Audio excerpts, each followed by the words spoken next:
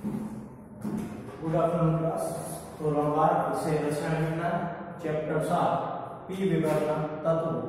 હવે આપણે ત્રીજા વિડિયોની અંદર જે 15મા સમૂહના રાસાયણિક ગુણધર્મો છે તેના વિશેની ચર્ચા કરવાની છે। રાસાયણિક ગુણધર્મોમાં ખાસ આ 6 મુદ્દા તમને જે દેખાય તેના વિશેનો ખાસ અભ્યાસ કરવાનો છે। એમાં સૌપ્રથમ સમૂહ 15ના જે તત્વો છે તેના વિશે થોડીક માહિતી જોઈ લઈએ। तो 6 तत्व એની અંદર આપેલા છે। નાઇટ્રોજન અને ફોસ્ફરસ અધાતુ તત્વો છે, એન્ટીમની અને આર્સેનિક અર્ધધાતુ તત્વો છે, અને બિસ્મથ અને મોસ્કોવિયમ કે જે ધાતુ તત્વો છે। બરાબર, ઉપરથી નીચે તરફ જાય એમ પરમાણુ ક્રમાંક વધવાની સાથે આયનીકરણ એન્થાલ્પીમાં ઘટાડો થાય છે અને ધાત્વીય ગુણધર્મો વધે છે। તમે ધોરણ 11 ની અંદર ધાતુ અને અધાતુ અને અર્ધધાતુના જે ગુણધર્મો છે તેનો અભ્યાસ કરી લીધો છે। બસ તેના જ જેવા ગુણધર્મો તમને રાસાયણિક ગુણધર્મો જે 15મા સમૂહમાં છે તેમાં જોવા મળશે। ખાસ કરીને સૌપ્રથમ ઓક્સિડેશન અવસ્થાની વાત કરવામાં આવે તો તમને બધાને ખબર છે કે ઓક્સિડેશન અવસ્થા એટલે કે છેલ્લી કક્ષામાં અષ્ટક પૂર્ણ કરવા માટે જેટલા પણ ઇલેક્ટ્રોન ગુમાવવા પડે અથવા તો જેટલા પણ ઇલેક્ટ્રોન મેળવવા પડે તેની સંખ્યાને ઓક્સિડેશન અવસ્થા કહેવામાં આવે છે। જેમ કે નાઇટ્રોજનની વાત કરવામાં આવે, હવે નાઇટ્રોજનની અંદર સૌપ્રથમ નંબર 7 છે, એની ઇલેક્ટ્રોનની રચના 2 અને 5 થશે।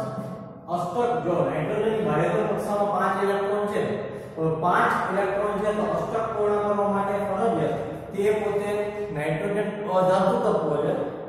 બરાબર, પરમાણુ ક્રમાંક ઓછો હોવાને લીધે આયનીકરણ એન્થાલ્પીના મૂલ્ય વધારે છે, માટે તે શું કરશે કે આયનીકરણ એન્થાલ્પીના મૂલ્ય વધારે હોવાને લીધે પોતે અધાતુ તત્વ હોવાને લીધે આકર્ષણ બળ વધારે હોવાને લીધે તે પોતે 3 ઇલેક્ટ્રોન મેળવી અને પોતાનું અષ્ટક છે તે પૂર્ણ કરશે।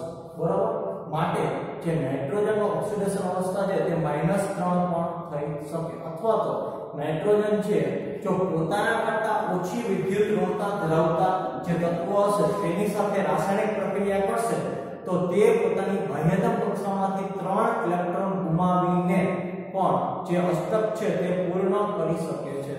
સૌપ્રથમ વાત કઈ થાય છે કે નાઇટ્રોજન બીજા કયા તત્વો સાથે રાસાયણિક પ્રક્રિયા કરે છે। બરાબર, તો સામેવાળો જે તત્વ હશે તેની વિદ્યુત ઋણતા ખાસ જોવાની છે। એટલે ઓક્સિડેશન અવસ્થાઓ જનરલી કેટલી છે તો +3 +5 અને -3 +3 અને +5 છે તે ધ્યાનમાં રાખજો કે નીચેના જે તત્વો હશે પ્લસ ક્યારે આવે પોતાની બાહ્યતમ કક્ષામાંથી ઇલેક્ટ્રોન ગુમાવે ત્યારે, અને માઈનસ ક્યારે આવે જ્યારે બાહ્યતમ કક્ષામાં ઇલેક્ટ્રોન મેળવે ત્યારે। એટલે તમે પોતે જે નંબર છે તે નંબર જોઈને તે એક અંદાજો લગાવી શકો કે જે માઈનસ હશે તે જે અધાતુ તત્વ હશે ઇલેક્ટ્રોન મેળવીને પોતાનું અષ્ટક પૂર્ણ કર્યું હશે તો આ જે ઓક્સિડેશન અવસ્થા જનરલી અધાતુ તત્વ અને અર્ધધાતુ તત્વની વાત થતી હશે। જ્યારે +3 અને +5 જે ઓક્સિડેશન અવસ્થા છે તે મોટે ભાગે જે ધાતુ તત્વ હશે અપવાદરૂપ નાઇટ્રોજન પોતે પણ મેં તમને કીધું કે સામેનો તત્વ જો ઓછી વિદ્યુત ઋણતા ધરાવતો હોય તો નાઇટ્રોજન પોતે પણ પોતાની બાહ્યતમ કક્ષામાંથી 3 અને 5 ઇલેક્ટ્રોન ગુમાવીને પોતાનું જે અષ્ટક છે તે પૂર્ણ કરી શકે છે। બરાબર, એટલે સામેવાળો કયો તત્વ છે તેના ઉપર તે ડિપેન્ડ કરે છે। આ તત્વોની સામાન્ય ઓક્સિડેશન અવસ્થાઓ +3 +5 અને -3 છે। કદ ધાત્વીય લક્ષણ વધવાને કારણે સમૂહમાં ઉપરથી નીચે તરફ જતા -3 ઓક્સિડેશન અવસ્થાની જે વૃદ્ધિમાં ઘટાડો જોવા મળે છે। ઉપરથી નીચે તરફ જાય ત્યારે -3 એનો મતલબ કે ધાત્વીય ગુણધર્મો વધે, ધાત્વીય ગુણધર્મો વધે તો ઇલેક્ટ્રોન ગુમાવવાનો જે ગુણધર્મ છે તે વધતો જાય। નીચેથી ઉપર આવે એમ શું થાય તો નીચેથી ઉપર આવતા જે ક્રમ છે તે ઘટતો જશે, આકર્ષણ બળ વધતું જશે અને માટે જે ઇલેક્ટ્રોન મેળવવાનો જે ગુણધર્મ છે અથવા અધાત્વીય નો ગુણધર્મ છે તે વધતો જશે। એટલે ઉપરથી નીચે તરફ જતા ધાત્વીય ગુણધર્મોમાં વધારો થવાને લીધે જે -3 વૃત્તિ છે તે ઘટતી જાય છે. સમૂહમાં ઉપરથી નીચે તરફ જતા +5 ઓક્સિડેશનની જે અવસ્થાની સ્થાયીતા છે તે ઘટે છે. એકમાત્ર તમને BnF5 ની અંદર તે જે +5 ની સંયોજકતા છે તે જોવા મળે છે. તમને ખબર છે કે બિસ્મથ છે તે શું છે તો ધાતુ તત્વ છે અને ધાતુ તત્વ હોવાના લીધે તે પોતાની બાહ્યધન કક્ષામાં અષ્ટક કરતા વધારે 5 ઇલેક્ટ્રોન બિસ્મથના 5 ઇલેક્ટ્રોન ફ્લોરિનના એટલે ટોટલ 10 ઇલેક્ટ્રોન થયા. આ અપવાદરૂપ સંયોજન રચના છે કે જે રાસાયણિક રીતે સ્થિર છે અને આ પ્રકારના જે સંયોજનો પરંતુ જે તત્વો છે તે પણ તમને જોવા મળે છે. બરાબર. નાઇટ્રોજન સમૂહમાં ઉપરથી નીચે તરફ જતા +5 ઓક્સિજનની જે અવસ્થા છે એમાં ઘટાડો થાય છે પરંતુ +3 અવસ્થાની સ્થાયીતામાં વધારો થાય છે. તમને ખબર છે બાહ્ય કક્ષામાં બધામાં ઉપરથી નીચે તરફ જતા 5 જ ઇલેક્ટ્રોન જોવા મળવાના છે. તો 5 માંથી ફરજિયાત તે પોતે 3 ઇલેક્ટ્રોન મેળવી અથવા ગુમાવી પોતે અષ્ટકની રચના છે તે પૂર્ણ કરી શકે છે. બરાબર. હવે નાઇટ્રોજન +5 ઓક્સિડેશન અવસ્થા ઉપરાંત +1 +2 +4 ઓક્સિડેશન અવસ્થાઓ પણ ધરાવે છે. જો કે નાઇટ્રોજન તત્વ હેલોજન તત્વ સાથે +5 ઓક્સિડેશન અવસ્થા ધરાવતું સંયોજન બનાવતું નથી કારણ કે નાઇટ્રોજન બીજા તત્વો સાથે ઇલેક્ટ્રોન સમાવીને દ્વિકક્ષકો હોતી નથી. જ્યારે ઓક્સી એસિડ સંયોજનોમાં ફોસ્ફરસ પણ +1 અને +4 ઓક્સિડેશન અવસ્થા ધરાવે છે.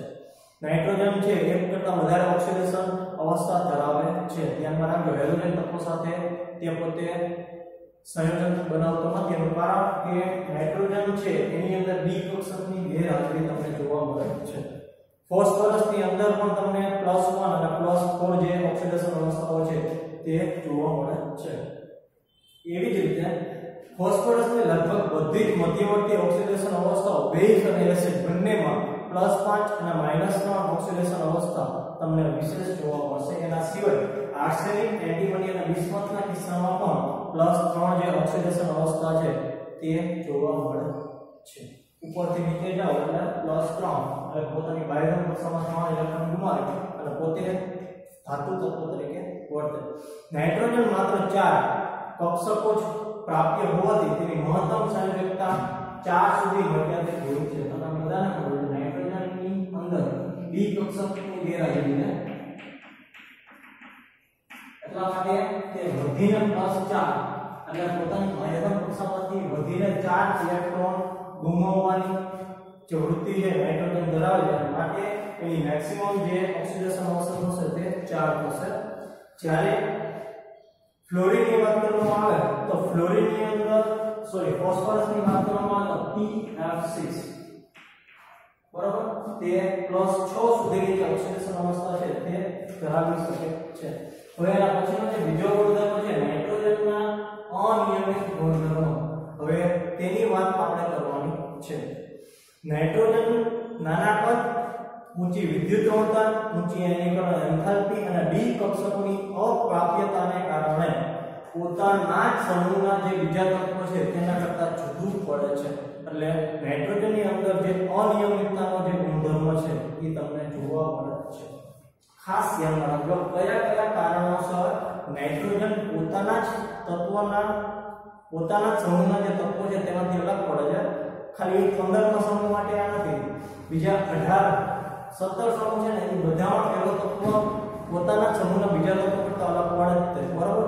S તત્વમાં આપણે શું જોયું હતું કે લિથિયમ અલગ પડતું હતું, પછી બીજા સમૂહમાં શું જોયું હતું કે બેરિલિયમ અલગ પડતું હતું. એવી રીતે 15મા સમૂહનું જે નાઇટ્રોજન તત્વ છે તે નાનું કદ, પરમાણુ ક્રમાંક ઓછો, ઊંચી વિદ્યુતઋણતા, વધારે આકર્ષણ બળ, ઊંચી આયનીકરણ એન્થાલ્પી અને ડી કક્ષકોની અપ્રાપ્યતાને કારણે પોતાના જ સમૂહના અન્ય તત્વોથી તે અલગ પડે છે. નાઇટ્રોજન તેની સાથે નાના કદ, ઊંચી વિદ્યુતઋણતા ધરાવતા અન્ય તત્વો p5 બહુબંધો બનાવવાની અદ્વિતીય ક્ષમતા ધરાવે છે. આ સમૂહના ભારે તત્વો p5 બંધો ધરાવતા નથી કારણ કે પરમાણુ કક્ષકો એટલી મોટી અને વિસ્તૃત હોય છે કે જે અસરકારક સંમિશ્રિત કરી શકતા નથી. આ નાઇટ્રોજન તેના બે પરમાણુઓ વચ્ચે ત્રિબંધ ધરાવતા દ્વિપરમાણુ અણુ તરીકે અસ્તિત્વ ધરાવે છે. પરિણામે તેની બંધ એન્થાલ્પી 941.1 કિલોજૂલ પ્રતિ મોલ હોય છે. તેનાથી ઉલટું ફોસ્ફરસ, આર્સેનિક, એન્ટીમની જે છે તે પોતાની સાથે એકલ બંધ બનાવે છે. ફોસ્ફરસ પછી આર્સેનિક અને એન્ટીમની. હવે નાઇટ્રોજન ની અંદર તમને બધાને ખબર છે નાઇટ્રોજન પોતાના નાઇટ્રોજન તત્વો સાથે 3 બોન્ડ બનાવે છે. બરાબર.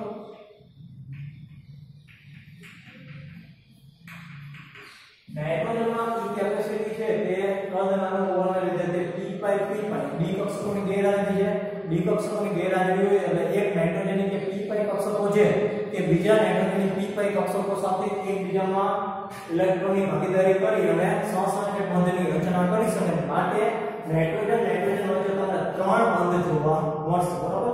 પરંતુ જો એના પછીના તત્વો છે ફોસ્ફરસ, આર્સેનિક અને એન્ટીમની એમાં ડી કક્ષકોની હાજરી છે એટલા માટે તે p બંધ બનાવી શકતા નથી અને માટે એક કરતા વધારે જે બંધ બનાવવાની ક્ષમતા ફક્ત નાઇટ્રોજનની અંદર તમને જોવા મળશે.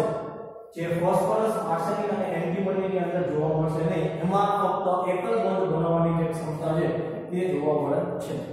બિસ્મથ તત્વ ધાત્વિય બંધ બનાવી શકે છે એટલે કે ઇલેક્ટ્રોન ગુમાવીને નાઇટ્રોજન એકલ બંધ, ફોસ્ફરસ એકલ બંધ કરતા નબળો હોય. કારણ કે ટૂંકી બંધ લંબાઈને લીધે અબંધકારક ઇલેક્ટ્રોન નું જે અંતર ઇલેક્ટ્રોનીય અપાકર્ષણ બળ વધે છે. પરિણામે નાઇટ્રોજનની અંદર કેટેનેશન જે વલણ છે નબળું હોય. કેટેનેશન એટલે એક નાઇટ્રોજન તત્વ બીજા અલગ પરમાણુ સાથે જે સહસંયોજક બંધ બનાવવાની ક્ષમતા સૌથી વધારે કેટેનેશનનો ગુણધર્મ શેમાં જોવા મળે તો કાર્બનની અંદર. કેમ કે કાર્બનની સંયોજકતા 4 છે અને તે ચારે ચાર અલગ પ્રકારના પરમાણુ સાથે જે ઇલેક્ટ્રોનની ભાગીદારી કરી અને સહસંયોજક બંધ બનાવવાની ક્ષમતા ધરાવે છે. જ્યારે નાઇટ્રોજનની અંદર 3 જ ક્ષમતા છે એટલે માટે નાઇટ્રોજનની અંદર કેટેનેશન બનાવવાનો જે ગુણધર્મ છે તે ઓછો જોવા મળશે. વધુમાં તેની સહસંયોજકતા 4 સુધી મર્યાદિત હોવાથી નાઇટ્રોજન ડી જો p બંધ બનાવી શકે પરંતુ ડી અને p ની વાત થઈ છે. બરાબર. એક તો નાઇટ્રોજનની અંદર p કક્ષકોની હાજરી છે માટે p બંધ બને પરંતુ નાઇટ્રોજનની અંદર ડી કક્ષકોની ગેરહાજરી હોવાને લીધે તે ડી અને p પ્રકારના જે બંધ છે તે બનાવી શકતો નથી. જ્યારે બીજા બધા તત્વો છે એની અંદર ડી કક્ષકોની હાજરી હોવાને લીધે તે ડી અને p જે બંધ છે તે બનાવવા માટે રિસ્પોન્સિબલ છે. ફોસ્ફરસ અને આર્સેનિક સંયોજનો જેવા કે Pc2H5 અને આર્સેનિક લિગેન્ડ તરીકે વર્તે છે કેમ કે તે ડી બંધ છે તે બનાવી શકે છે. ખ્યાલ આવ્યો વિદ્યાર્થી મિત્રો? તો આ બે ગુણધર્મ છે તે આપણે જોયા. હવે બાકીના જે 4 ગુણધર્મ છે તેની ચર્ચા આપણે પછીના લેક્ચરમાં કરશું.